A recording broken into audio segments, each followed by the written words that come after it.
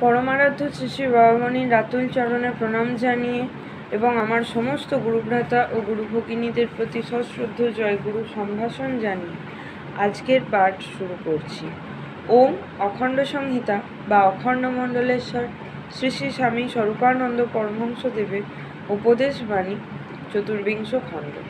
ব্রহ্মচর্য এক শাশ্বত বস্তু। তৎপরে শ্রী শ্রী বাবামণি বলিলেন, প্রাচীনকালে আশ্রম শব্দের মানে আখড়া, মঠ, মন্দির বা প্রতিষ্ঠান ছিল না।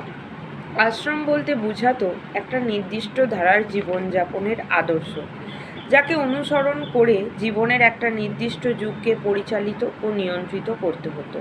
ব্রহ্মচর্য আশ্রম বলতে বুঝতে হবে সেইরূপ প্রণালীবদ্ধ একটা সংগঠন, যার সুনির্দিষ্ট নিয়মাবলীর অধীনে প্রত্যেকের বা অধিকাংশের জীবনকে আনতেই হবে। জীবনের সেই যুগটা সম্পূর্ণ কৈশোর এবং যৌবনের প্রথমাংশ। গুরুগৃহে থাকতে হবে, সদাচারী হতে হবে, মিতাহার চাই এবং ইন্দ্রিয় সংযম একান্তই আবশ্যিক।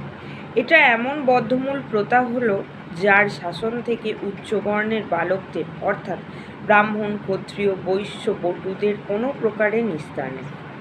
বলাই বাহুল্য, এই প্রথা সৃষ্টির মূলে মুনি ঋষিদের মনে নিজেদের চালকলার বরাদ্দ বাড়িয়ে নেবার কোনো ফন্দিই ছিল না, বরং তারা ঘরের গরুর দুধ খাইয়ে, তপবনে উৎপন্ন ফসলের খাদ্য খাইয়ে শিষ্যদের প্রতিপালন করতেন। তাদের লক্ষ্য ছিল মানবজাতির সামূহিক উন্নতি, যার জন্য এক ব্যক্তি মানুষটির প্রতি সর্বপ্রথমেই সাধন করা প্রয়োজন। পৌরোহিত্য তন্ত্রপুরোহিতের লোকজাত সৃষ্টি হলেও হতে পারে, এ নিয়ে তর্কের অবসর আছে, কিন্তু ব্রহ্মচর্যাশ্রম যে কারো ব্যক্তিগত স্বার্থলোভ চরিতার্থতার জন্য সৃষ্টি হয়নি, একথা সবাইকে স্বীকার করতে হবে। প্রাচীনকালে যে ব্রহ্মচর্যের প্রয়োজন একান্তভাবে অনুভূত হয়েছিল, বর্তমান কালেও তার আবশ্যকতা আছে এবং ভবিষ্যতেও চিরকাল থাকবে। ব্রহ্মচর্য একটা শাশ্বত সত্য, যাকে অবলম্বন করলে সর্বকল্যাণ সহজে করায়ত্ত হয়। সেই কল্যাণময় পথে আমাদের চলতে হবে। বক্তৃতা 2 ঘণ্টাকাল চলিল। শ্রোতৃবর্গ মন্ত্রমুগ্ধ বৎ শুনিলেন। মাদারীপুর, 3রা ভাদ্র, বুধবার, 1443, 19 আগস্ট 1936। জয় গুরু।